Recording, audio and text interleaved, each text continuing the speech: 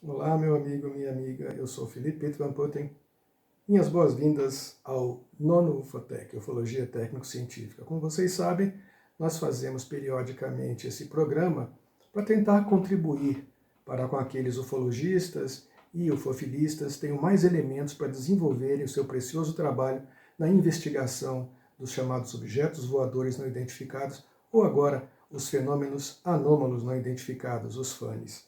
Então a gente procura nessa série trazer novos elementos para que você, meu amigo, minha amiga, possa ter melhores condições de avaliar os fatos importantes para a evolução dessa disciplina técnico-científica que nós tanto gostamos, que é a ufologia. Neste nono UFOTEC, nós vamos abordar rapidamente um aspecto muito importante e sempre muito controverso da ufologia, que é justamente a avaliação dos fatos. Quais são os fatos que realmente são incontestáveis e que podem contribuir para a consolidação da credibilidade da ufologia perante o meio científico e perante o público em geral? Esse é sempre um assunto que volta à baila e que nós sempre temos que debater e discutir com muito carinho, com muita atenção. Afinal de contas, por muitos e muitos anos, pesquisadores do fenômeno OVNI foram taxados de malucos, desocupados, enfim, às vezes até chamados de bêbados e drogados, como se não tivesse nada mais importante a fazer na vida. E hoje nós sabemos que nunca foi assim. Afinal, tivemos e temos no meio da ufologia e da ufofilia pessoas brilhantes, com extraordinária formação técnico-científica, tanto no meio civil quanto no meio militar, e que têm dado contribuições muito importantes para que a gente possa compreender um pouco melhor desse mistério dos objetos voadores não identificados. Pois bem, hoje nós vamos falar sobre um episódio muito interessante. Em 2 de abril de 1966, uma senhora chamada Joan Oldfield estava a bordo de uma aeronave quando ela teve a oportunidade de filmar o que ela acreditou ser um objeto voador não identificado. Ela era uma dona de casa britânica de 31 anos e ela fez uma curta filmagem em 8mm do que ela achava que realmente deveria ser algo espetacular. Ela estava com o marido Tom a bordo de uma aeronave da British United e quando ela filmou em cores por alguns rápidos segundos o que parecia ser um objeto alongado com 4 aletas e várias janelas laterais que mudava de forma. Aquele objeto alongado que parecia um submarino em pleno ar rapidamente afastou-se até desaparecer. Pois bem, o casal viajava num bimotor turbohélice Handley Page Dart Herald 201 que sobrevoava a região de Staffordshire, na Inglaterra. Aquele popular tabloide britânico News of the World, que na época tinha milhões de leitores em todo o Reino Unido, rapidamente divulgou o espetacular acontecimento que ganhou o interesse dos meios de comunicação mundo afora. Rapidamente aquele filme da senhora Joan ganhou a mídia mundial. Então as televisões, as rádios e os jornais do mundo inteiro estavam falando sobre aquele filme extraordinário que parecia de fato mostrar um objeto voador não identificado nítido, claro, mudando de forma. E, logicamente, os pesquisadores civis e militares ficaram muito interessados em saber o que poderia ser aquilo. O filme foi encaminhado para o Departamento de Defesa britânico. E isso, lógico, gerou um monte de especulações, como geralmente acontece quando surgem fotografias, filmes e relatos extraordinários associados aos objetos voadores não identificados. Em pouco tempo, aquele filme virou o tema principal de discussões de ufologistas civis e militares e, como sempre acontece, crentes e descrentes começaram a apresentar seus pontos de vista pró e contra. Então, aquilo é uma bobagem, aquilo é uma fraude, outros dizendo que foi uma montagem elaborada, muito bem feita para ajudar na venda do jornal, que era absurdo, porque o jornal já era um tabloide muito famoso, muito rico e de muito sucesso, e se fosse ganhar mais atenção por causa daquele filme, daquela notícia, talvez seria algumas centenas de leitores a mais. Estima-se que aquele jornal tinha, naquela época, em 66, em torno de 7 milhões de leitores, o que é muita, muita gente. A gente deve lembrar que quando essas discussões acontecem, especialmente sobre fenômenos paranormais, fenômenos anômalos, a gente escuta especulações de toda sorte. Algumas, claro, são plausíveis, né? Tanto pró quanto contra.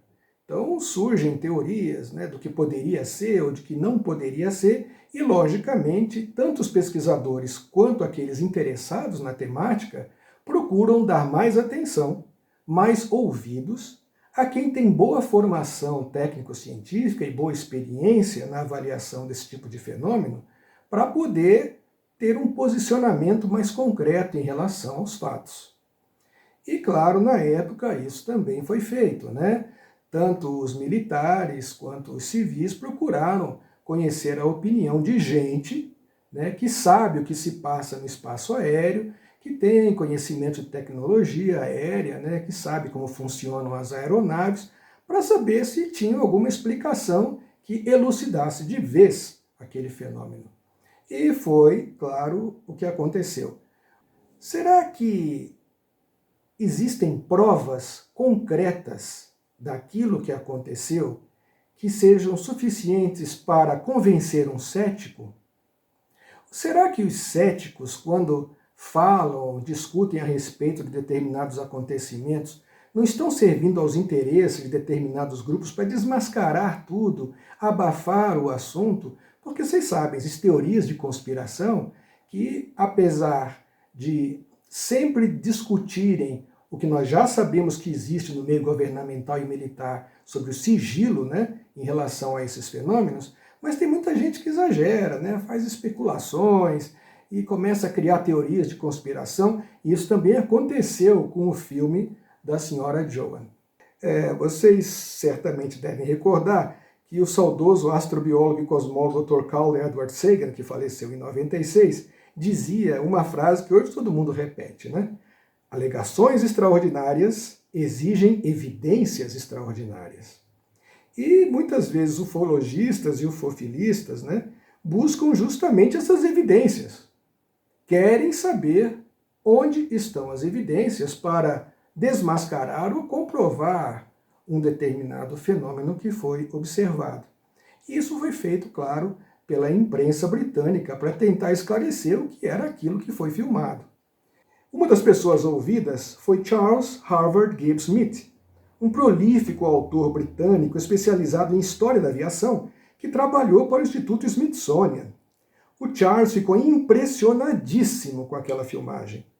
Fascinado que já era pelos fenômenos paranormais e por ufologia, chegou a defender publicamente o filme como uma evidência incontestável da realidade extraplanetária dos OVNIs e do incrível metamorfoseamento do objeto. Ele disse que o filme mostrava um fenômeno que não tinha explicação e que era impossível de ser reproduzido por aeronaves terrestres. Ele disse que aquela filmagem seria dificílima ou quase impossível de se fraudar, e enfatizou que o filme ficaria muito famoso. Aquela entrevista foi dada para o programa Tomorrow's World, um programa muito popular, e que teve uma iniciativa muito interessante e muito favorável para todos os pesquisadores do fenômeno OVNI que buscam pela verdade, que buscam pelos fatos. O programa fez o seguinte: contratou um cameraman para que ele pegasse o mesmo voo, no mesmo avião, claro, e esse cameraman sentou-se na mesma poltrona, na mesma janela que tinha sido ocupada pela senhora Joan Oldfield, e fez o mesmo percurso na aeronave. E com isso ele foi filmando, né, tudo que se passou durante a viagem, para ver se ele conseguiria filmar alguma coisa diferente, ou pelo menos tentar descobrir o que havia sido de fato filmado. O cinegrafista estava usando um equipamento profissional de 16mm, diferente daquele de 8mm que a senhora Joan Oldfield usava. Mas, de qualquer maneira, foi possível tentar filmar sob os mesmos ângulos que ela estava, para tentar descobrir se poderia ser algum defeito, algum problema, ou então, de fato, algum fenômeno natural que, porventura, ela pudesse ter filmado, né? Enfim, ele fez uma descoberta fantástica. O cinegrafista descobriu que quando ele filmava, né, naquela exata posição em que estava a senhora Joan Oldfield, a ponta do estabilizador horizontal da aeronave era distorcida pela curvatura que tinha no vidro da janela. Então aquela ponta da asa, conforme ele movimentava a câmera ligeiramente para a direita ou para a esquerda, fazia uma distorção que proporcionava uma estranha ilusão de ótica. A ponta da aeronave parecia de fato um objeto voando em paralelo com o avião, mudando de forma, transformando-se, alongando-se, e parecia em determinado momento afastar-se, exatamente como aconteceu com a filmagem da senhora Joan Oldfield. Isso foi sensacional. Pesquisadores civis e militares, claro, que já suspeitavam que poderia ser alguma coisa explicável, agora tinham uma comprovação, né? Puderam comprovar através da filmagem do cinegrafista que aquele objeto extraordinário, que alguns já imaginavam que era uma nave de origem extraterrestre, nada mais era do que uma distorsão óptica da ponta do estabilizador horizontal do avião. As supostas janelas que a senhora Oldfield tinha descrito também estavam presentes na filmagem do cinegrafista. As janelas nada mais eram do que a pintura descascada na borda da asa do avião, que conforme aquele efeito, aquela ilusão acontecia, dava a impressão das janelas serem mais ou menos visíveis. Portanto, temos aí um caso muito interessante de uma ocorrência que rodou o mundo, que acabou estampada em livros, revistas, jornais e programas de televisão, como sendo algo espetacular e que poderia ser uma revolução para a pesquisa ufológica, mas que, lamentavelmente, não passava de um efeito óptico, de uma distorção, de uma ilusão. Este caso é um breve exemplo de como nós podemos errar nas nossas avaliações, favoráveis ou desfavoráveis, a certos fenômenos que foram relatados. Algumas vezes, talvez movidos pelo entusiasmo, né, nós queremos acreditar que aquilo realmente é algo extraordinário, que é a evidência que o Carl Sagan procurava, né? Quer dizer, todo mundo quer aquela evidência que seja decisiva. Nós temos aqui a prova, né, da realidade dos discos voadores, ou temos aqui a prova de que eles não existem.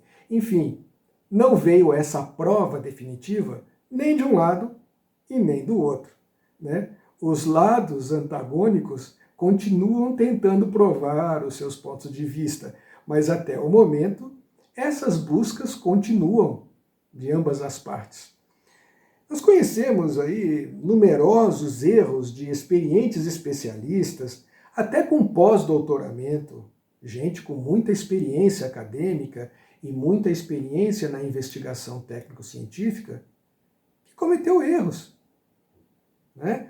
Então a gente tem que ter muito cuidado de não tomar posicionamentos pró ou contra só porque foi o doutor tal que falou, ou deixar de acreditar no posicionamento porque a pessoa que fez a pesquisa ou que testemunhou o fenômeno é uma pessoa que não tem formação, é um ignorante, um analfabeto, ele não sabe o que está falando. Nós temos que ter muito cuidado com esses preconceitos, porque esse preconceito tem prejudicado não só a ufologia, mas muitas áreas do conhecimento.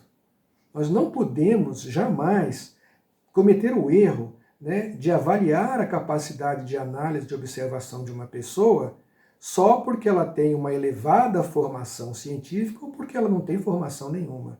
Então, a gente sabe que é necessário, nesse campo de investigação de fenômenos anômalos, ter a mente aberta, manter a curiosidade, manter a perspicácia investigativa, para que a gente possa ter uma conclusão realmente embasada a favor ou em desfavor de determinados posicionamentos. Bom, hoje, passado tantos anos, né, ufologistas e ufofilistas não têm mais nenhuma dúvida quanto o que realmente aconteceu com a filmagem da senhora Joan Oldfield. Era mesmo um efeito óptico. Realmente foi uma interpretação equivocada de um fenômeno até bastante simples e comum, né? Mas que acabou sendo aí interpretado por muita gente como uma prova incontestável, né, da presença de visitantes extraterrestres em nosso mundo.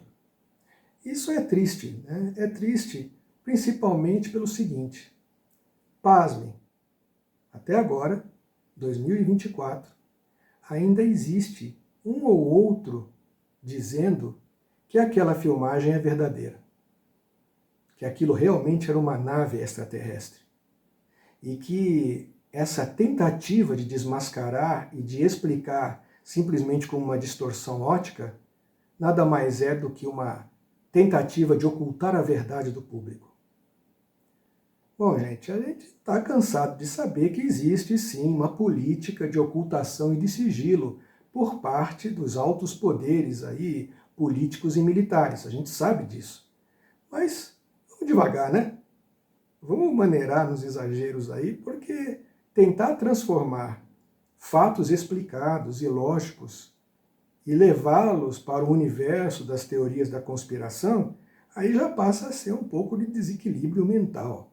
Então vamos ter cuidado, vamos tratar as coisas com sobriedade, com bom senso e dar atenção àquilo que merece receber a nossa atenção. Afinal, a ufologia está cheia de casos interessantíssimos, fascinantes, preciosos, que podem contribuir para a revolução do conhecimento científico. E esses casos merecem a nossa sobriedade, merecem a nossa atenção. Para você, meu amigo, minha amiga, que nos acompanhou até aqui, que está nos dando uma força para que o Ufotec vá adiante, para que ele possa progredir e contribuir para o crescimento e o fortalecimento da ufofilia e da ufologia, nós vamos sortear aqui mais um livro. Você aí que participou, você aí que mandou aí as suas informações, nós vamos sortear o livro OVNI, As Forças Armadas Falam, que é uma tradução brasileira do livro do jornalista francês Jean-Claude Bourret, que foi produzido pela editora de Fel em 1980. O livro tem 261 páginas e é ilustrado. Esse livro é de 1980, mas ele tem uma importância extraordinária. Foi uma das obras que levou ao público o conhecimento de que as Forças Armadas tinham muitos registros de observações de objetos voadores não identificados e levou esses casos para o conhecimento público. Então, o livro é antigo, mas é uma peça preciosa na biblioteca de qualquer bom ufofilista ou ufologista. Tá?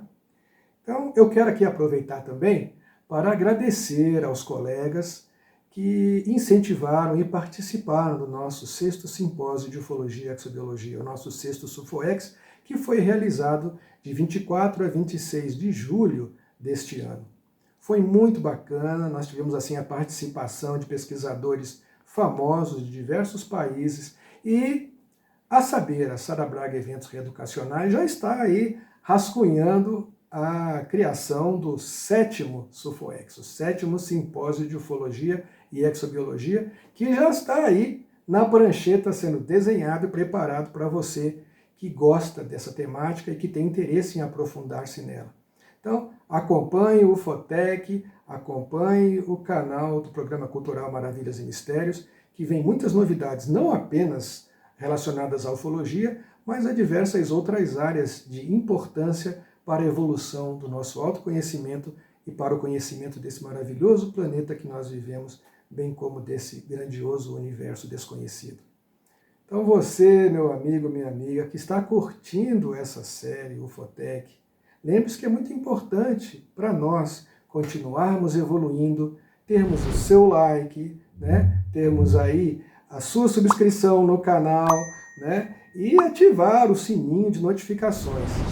E olhe, manda os seus comentários, manda as suas críticas, as suas sugestões, porque são importantes para a gente poder evoluir e trazer para você informações importantes para evoluir o seu trabalho de pesquisa ou mesmo para saciar a sua curiosidade sobre a fenomenologia dos OVNIs, ou agora FANIs, fenômenos anômalos não identificados. Mais uma vez, muito obrigado pelo seu carinho, muito obrigado pela sua atenção e pelo seu incentivo.